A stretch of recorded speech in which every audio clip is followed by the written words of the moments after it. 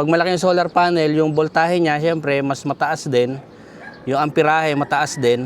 Kung mapapansin nyo, yung pinaka-cell niya, mas maganda yung pagkakagawa niya, pulido. Meron na siyang cell sa ibabaw na nag-harvest no, sa araw. No?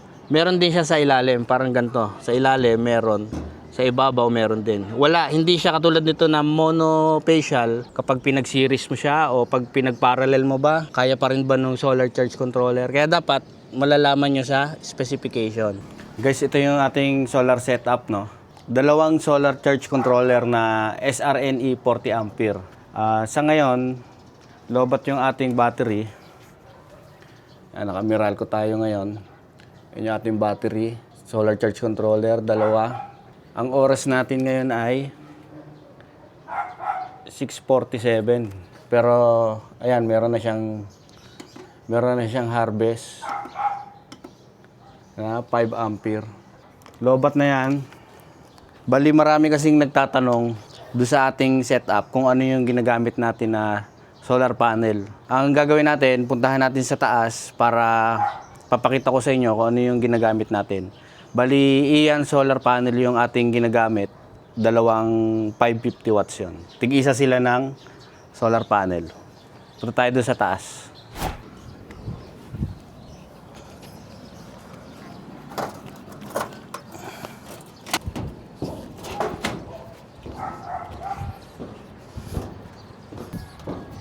Bali, ito yung ating dalawang solar panel, no? Isang 550 watts, isang 550 watts. Bali, dalawang 550 watts yan. Itong video na to, hindi to sponsored ng Ian Solar, no? Bali, kaya natin to binidyo kasi may mga nagtatanong kung ano yung mga ginamit nating solar panel. At dahil ito yung ating ginamit na solar panel, ito yung ipapakita ko sa inyo, no? Bali, sa solar setup, yung solar panel na kilala natin, ang tawag talaga dyan ay PV o photovoltaic panel. Ang ginagawa nito, yung sunlight na ma-harvest niya, i-convert niya ng energy. Pag may na-harvest siya na araw, i-convert niya yung araw into DC volts. Bali, bawat solar panel ay merong specification yan, no? Ang specs ng solar panel depende syempre dun sa laki. Pag malaki yung solar panel, yung voltahe niya syempre mas mataas din. Yung amperahe mataas din. Kaya depende siya dun sa laki ng solar panel. Kapag kami nagbenta sa inyo ng 500 watts, ang 500 watts na solar panel ay kasing laki na ng plywood, no? Pag may nagbenta sa inyo ng 500 tapos maliit lang, halos kalahati, hindi totoo yun, mali yun. Budol yun, huwag niyong bibilin yun. Ngayon, para makita natin yung specs nito, nasa likod kasi ng solar panel yung ating specs. Yung pinaka nameplate niya, may sticker to sa likod. Tanggalin muna natin yung mga clamps nito, tapos balik rin natin, no?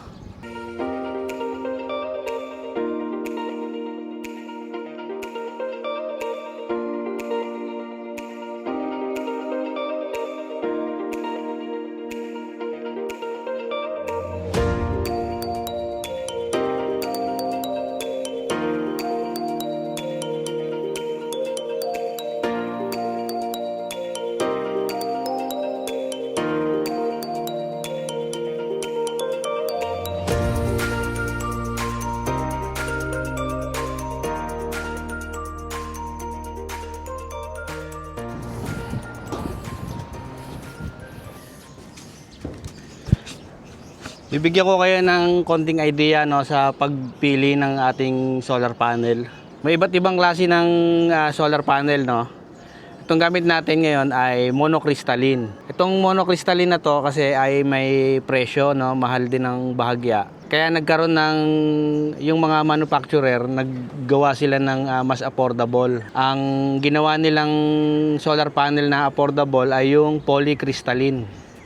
Ang kaibahan ng dalawa, dahil mas mura yung polycrystalline, mas mababa naman yung efficiency niya sa pag-harvest ng sikat ng araw at pag-convert ng energy.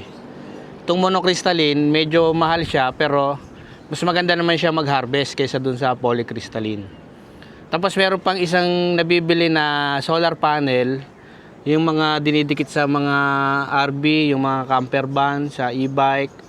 Yung manipis, ang tawag naman doon ay thin film na solar panel. Hindi natin siya ginagamit sa ganito sa pambubong dahil hindi rin siya ganun kalakas mag-harvest. Pang maliitan lang siya pwede, yung mga pang power station. Ang pinagkaiba naman nung dalawa, yung monocrystalline tsaka yung polycrystalline, yung monocrystalline na gamit natin tulad niyan, kulay itim siya, yung cell niya kulay itim. Tapos yung kung mapapansin nyo, yung pinaka-cell niya, mas maganda yung pagkakagawa niya, pulido. Hindi katulad nun sa polycrystalline, hindi ganun kaganda dahil nga hindi siya efficient na malakas humarbest. Ang cell niya ay hindi maganda, tapos bluish siya, kulay blue. Tapos sa monocrystalline, may dalawang klase rin siya. Ang pinakamaganda ngayon na solar panel ay yung monocrystalline na bifacial. Ano ba yung bifacial? Bali yung bifacial na sinasabi, meron na siyang cell sa ibabaw na nag-harvest sa araw. Meron din siya sa ilalim, parang ganito. Sa ilalim meron, sa ibabaw meron din. Hindi siya katulad nito na monofacial, puti ang nasa likod niya. Ayon, parehas na solar panel sa ibabaw, solar panel pa sa ilalim. Puro cell yun, puro cell. Maganda yun kasi nga, kabilaan yung harvest niya. Bakit hindi yun yung binili natin?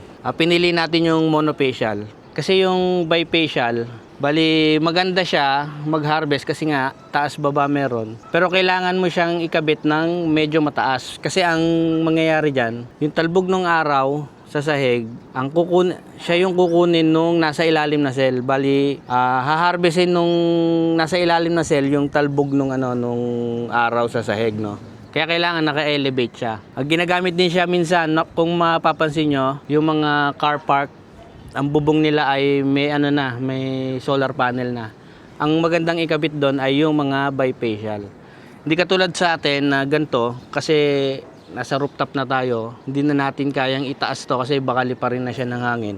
Kaya ang binili natin monofacial kasi nga kailangan i-elevate yung bifacial. Kung gusto nyo ng maganda humarbest, bili kayo ng monocrystalline na bifacial. Yun nga, yung taas baba. Tapos kung hindi nyo kaya na mag-install ng solar panel na naka-elevate yung mataas, ang piliin nyo yung monocrystalline na monofacial katulad nito. Maidagdag ko lang, ito yung ating nameplate, yung pinaka-specs ng ating solar panel. Lahat ng solar panel ay may sticker yan sa likod. Doon nyo makikita kung ilang watts, yung rated power niya, yung current, kung ilang amperahe yung lumalabas sa kanya, yung voltage na napoproduce nito papunta dun sa ating solar charge controller. Kaya makikita nyo lahat ng details dito, pati yung timbang, ito katulad dito 27 kilos. Tapos yung dimension, ito nga kasi laki na ng plywood to, 550 watts. Tapos yung open circuit voltage, yung BOC, tsaka yung ISC, mahalaga kasi yan. Kaya kapag bibili kayo ng solar panel, brand new man yan o second hand, hanapin nyo yung specs ng solar panel. Kasi doon kayo magbabase ng katulad nung sa circuit breaker na gagamitin mo. Kailangan mo doon ng ISC na value. Nakalagay yan dyan. Tapos yung BOC, kailangan mo rin yon kasi kaya ba nung solar charge controller mo yung voltahe na lalabas dito? Kapag pinag-series mo siya o pag pinag-parallel mo ba, kaya pa rin ba nung solar charge controller? Kaya dapat malalaman nyo sa specification. Tsaka dun sa sa hybrid inverter, meron kasing minimum voltage yung mga inverter na para gumana siya, kailangan halimbawa 150 volts DC para gumana yung inverter. Ngayon kung ito ay 49 volts lang, hindi mo mapapagana yung inverter mo kasi nga 49 volts lang. Gagawin mo, kailangan mo mapaabot ng 150 volts yung voltahe ng solar panel mo para mapagana mo yung hybrid inverter. At paano gagawin mo? Siyempre, dahil alam mo na 49 to, 49 plus minus 3 volts, bali papalo pa rin siya ng 50, mga ganon. Yung tatlo na solar panel na ganito, alanganin pa yon. Malalaman mo siya kasi nga kung tatlo ay sabihin nating 150, kaya lang kapag naghina na yung araw o kaya nagkaroon ng shading, nagkaroon ng ulap, mamamatay na naman yung solar panel mo kasi bababa siya ng 150 volts. Ang kailangan mong gawin, para lang ma-meet mo yung requirements ng hybrid inverter, tataasan mo yung 150 volts. Gawin mo na siyang 4 na ganito para maging 200 volts siya. Magkaroon man ng shading, may may room ka pa para doon sa wawalang voltahe. Kaya ito, napakahalaga ng ating na specification. No? Doon tayo nagbabase para doon sa ating bubuuin na solar setup. Tapos ito yung dito lumalabas yung voltahe, no. Ayan, meron yang negative positive. Etong dalawa, negative positive yan. Ang dulo nito ay MC4 connector. Para mas mabilis mo siyang mai-connect, hindi ka na magi-splice, MC4 connector na yung ginagamit. Dahil ito pa lang yung ating nagagamit na solar panel, no, wala pa akong ma-recommend na solar panel na mabibili. Kaya yung mga viewers natin dyan na may ma-i-recommend na solar panel na maganda, no, pa-comment na lang dun sa comment section para dun sa mga viewers natin na nagtatanong kung ano ba yung magandang solar panel. Pero ito, sa experience ko, okay naman yung harvest niya. Bali yung araw dito sa amin, no, nagbumula yung sisikat ng araw dito sa kabila. Ito yung panel natin. Sisikat yung araw dito. Tapos pagdating ng hapon, dito na yung araw. Ayan. Ngayon, wala na tayong shading. Dati meron tayong shading, meron diyang puno dati, ayan. Ayan, namatay na siya. Ito pa isa. Dati pagdating ng hapon, na siya diyan. Wala nang sikat ng araw. Kaya mga bandang alas 3, mahina na yung harvest natin. Pero ngayon okay na, simula umaga hanggang hapon, may harvest tayo. Baba na tayo.